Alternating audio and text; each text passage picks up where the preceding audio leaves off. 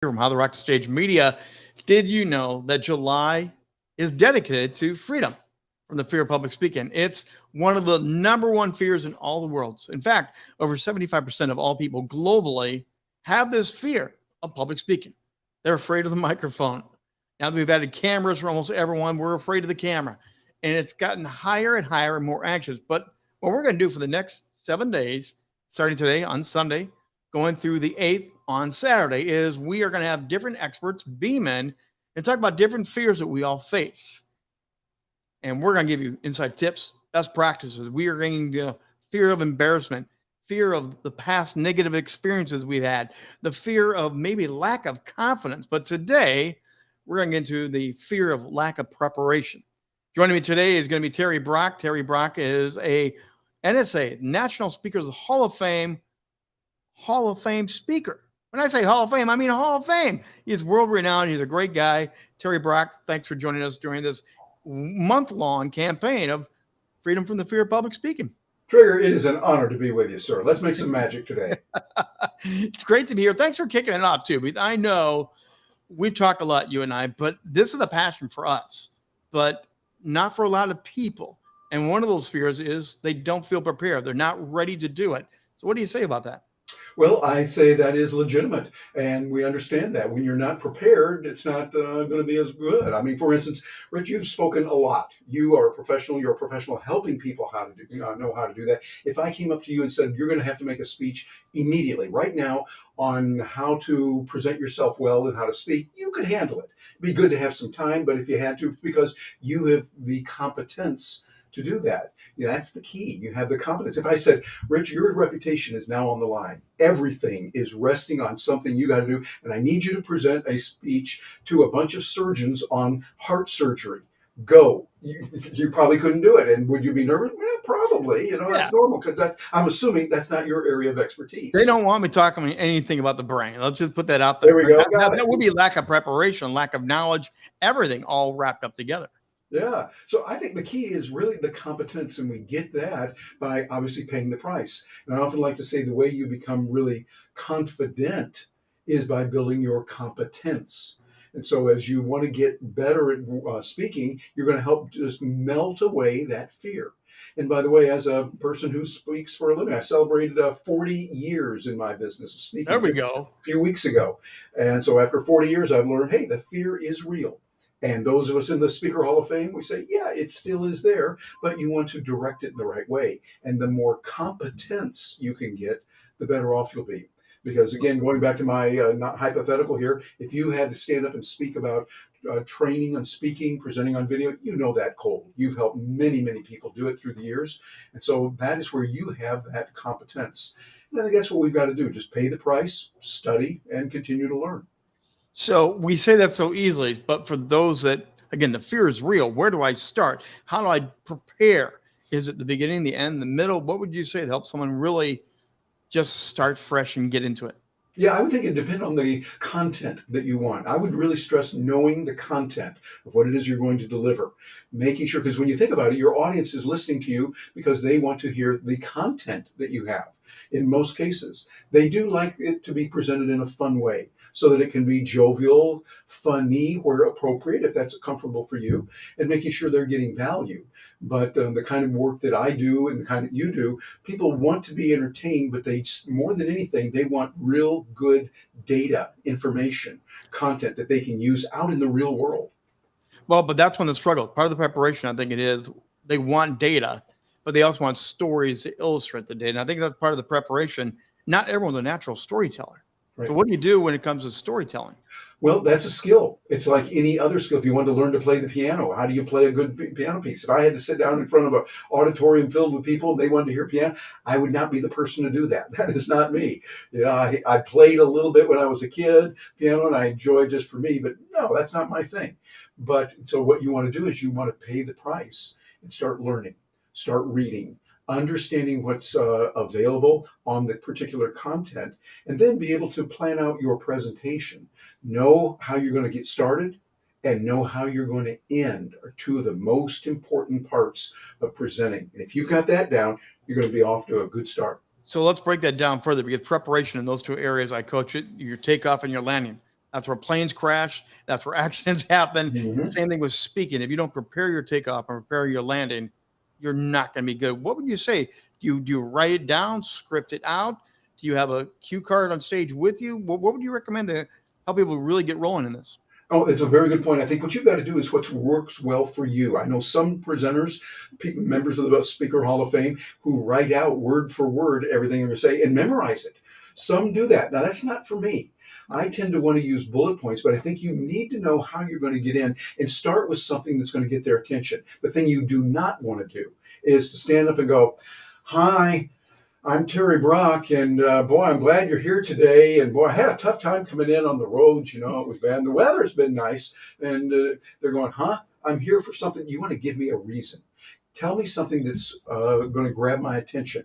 Like, for instance, if I were going to be speaking about, well, for instance, I talk a lot about AI and Yeah. say, AI is making some of the biggest changes in your lifetime, in my lifetime, and there are three key steps that you can take to master it, understand it, and stay current and relevant. Okay, so what I've done there is I've said, all right, there's three steps here. I'm making a promise that I'm going to show them that today. So they're going to kind of lean forward if they want to. Now, if someone says, I don't care anything about AI, okay, I've clearly identified that's not my audience for that particular speech. And so you want to say, this is where it is. Give them a bold promise of what they're going to get over the next 30 minutes while I'm speaking to you. We're going to give you the three key elements that you need. And so by that, okay, I've given them what I'm going to made a promise. And if they are interested, they're going to stay there, they're going to listen, and then give them some stories. And I can think of stories come about. You asked about that. Very important because we all have experiences. Sit Yeah. down and think about those and what has happened. My dear friend who left us a little while ago, Jeannie Robertson, a wonderful lady who talked about stories and how to do that. Kelly Swanson, another wonderful storyteller, tells us what we want to do is as things happen to you, keep a journal. Jeannie Robertson would call it the Jeannie's Journal. Yeah. And so keep track of those things that happen to you, events, occurrences, even those that might not seem funny or memorable at the time. If it is significant, then you might want to do it. It might be, for instance, you're taking a cab to the airport, you're taking a Uber to the airport, and you had a good conversation with Wanda, your driver, and Wanda was wonderful and talked about this. Make a note of those kinds of things, and then you could start a speech with something about, let me tell you about my friend Wanda. Wanda, I called her my friend. I only knew her that once because it was in the Uber ride. But she gave me some words of advice that I want to share with you right now. I wish you could have been with me when she said that because it had me leaning forward and listening, and I still remember it today. So you see what I've done there is I've set it up on my hypothetical Uber driver Wanda. You think, well, what did she say? What is this? And by building into that and showing what's available, people are saying, okay, I want to hang around. I want to be here to hear what this person has got to say. And that's a great example. But even that takes practice because you have to know the right story, the right setting. You have to know that transition point. There is practice and preparation in everything we do. It is almost like a stage production, but it's a one-man stage production by yourself. You have to think of it as a performance, and a lot of people don't prepare that way, do they? You're right, they don't, but you've got to do that. And that repetition is very important. The repetition on whatever you want to do. If you want to learn exercise, you want to get back into it. This year has been a year for me of coming back a little bit. I wasn't doing as much as I wanted, so I started to get back to it and now doing better than ever and feeling, okay, this is good. I want to continue that. But I think when I was in undergrad school, I studied Russian as a language, and I loved it. There was a phrase we learned, "Повторение мать учения," which means repetition is the mother of learning. And so by repeating this over and over, you do a lot. I'm working on my Spanish right now. And so I'm finding what I need to do is when I hear a phrase, I want to hear it. I want to see it. I'm very visual, so I like to see it written out. And then I practice it over and over more times than a human being would tolerate. It's like, okay, I might need to do it 5, 10, 20 times just because it's got to get through my little noggin here, which has got a long way to go.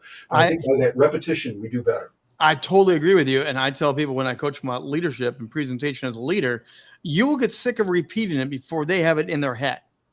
You will say it so often you think they've all got to get it, and you're just hitting the tip of the iceberg. They're maybe now finally hearing you. Oh, That's yeah, great. exactly. And matter of fact, one of the things that you'll learn in speaking, I find that the more you do it and get good feedback, the better off you're going to be. Now, here's what I recommend strongly on this. Get people that can help you that will say a whole lot more than, yeah, Trigger, that was a nice speech you gave. Okay, well, that's not telling you anything. But if I said, I like that part when you were talking about the story when you went to Yosemite that day and it was cold and what you did because you had your coat with you and did this and then whatever it was, that kind of thing is helpful. And so you want to make sure you get that feedback. But there is something that's you need to do that helps build your confidence. And it's very painful. Matter of fact, it is so painful, it has been declared illegal by the Geneva War Convention, and that is watching yourself on video. I'm only slightly kidding here. It's painful to do that. You're going, oh, no, did I do that? Oh, yeah, I sounded terrible. Well, that's how you pay the price, and you get better by looking at it going, oh, I didn't realize I was doing that stupid thing. Well, now you're touching on tomorrow's conversation. Sandra D. Robinson will be with us. With step 2 of this is lack of feeling or the lack of being perfect or thinking you had to be perfect.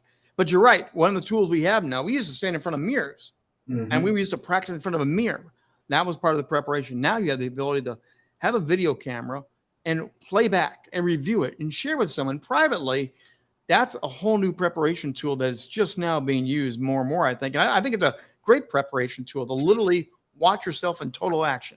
Oh, yeah, absolutely. And even beyond that, because we've had video for a while, you and I have both worked with it as the nerds that we are. There's a tool out that is AI, that is an AI speech teacher, and it helps you. It's called Udly, Yoodli. Udly watches what you're doing. It measures how fast you're talking. Are you talking too fast, too slow? Are you using too many filler words? You know, those words, like. I think there's some people out there that cannot form a complete sentence without using the word like. Well, Udly records that. It gets you an audio and a video and a transcript and highlights what you're doing. So you can look at it objectively by yourself without another human being, so you're not embarrassed. And it will show you what you did and how you can improve. It I helps know you it's a powerful tool. Yeah, I know several fellow speakers and leaders that are using it now in their Zoom calls and other things because they want to critique and learn all the time now. Self-learning is a big part of this. Final question before we wrap up here today. One of the things is we've been told as speakers you should sell from the stage. Preparing to sell from the stage, that's tough for me. I don't like selling from the stage. But what would you say about preparing to sell from the stage? Because you can ruin a great speech with a horrible sales pitch.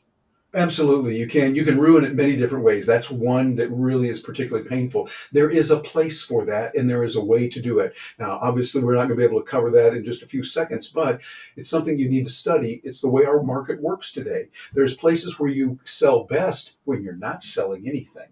When you can say, hey, here's how we do it, and offer something that's free, something that people will find valuable, then they get a chance to know you a little bit more before you're saying, hi, I'm wonderful, buy my stuff.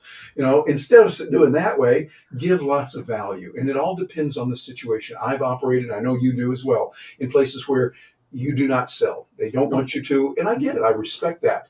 But still, you are selling, I'm going to use air quotes on that, just that you're selling yourself and people are going, hey, I like that guy. Trigger's a really good, I want to get to know him more. And you give them a way to get in touch with you, like here's a free gift, or my website is this, or you can reach me on this channel here. These are the ways I think we do it best. When it comes to lack of confidence, Terry Brock, Hall of Fame speaker, what would be your greatest tip to give us as we wind down here today on day 1? Do the practice, do those repetitions, but do it the right way. My buddy Harvey McKay, also a member of the Speaker Hall of Fame, said people will say practice makes perfect. Not true. Not true at all. Perfect practice makes perfect. And so you need the right kind of practice. Get someone that can help you, can give you the guidance you need, and then you'll be able to take that message that you have and give it to the world and make the world a better place because of it. Terry Brock, Hall of Fame speaker from the National Speakers Association. Thanks for dropping in today and kicking off day 1 of Freedom from the Fear of Public Speaking. Great to be with you, Trigger. That's day 1. Now, we have a great lineup. And again, we did mention day 2. Former actress Sandra D. Robinson will be my guest. And we're going to be talking about the idea of fear of having to be perfect. And again, here we are on Sunday. And this is a special edition. We don't usually do Sundays. So Sunday through Saturday, we are going to be bringing you great guests, great insights, because again, the month of July is dedicated to freedom from the fear of public speaking. You all have a little bit of fear. That's okay. That's natural. You're never going to lose all the fear, and you probably shouldn't. But we're going to help you overcome some of the fear this week. And then the following week, we're going to keep it going all month long, every Tuesday and Thursday during 2 p.m. live right here. We're going to have more guests, more surprises. We want to help you all month long. And watch for a special announcement coming up during the month of July. That's going to do it for today. I'm the Trigger, Rich Bontrager. Thanks for being with us here at 2 p.m. live on a special Sunday. Join us throughout this week for more freedom from the fear of public speaking. We'll see you tomorrow.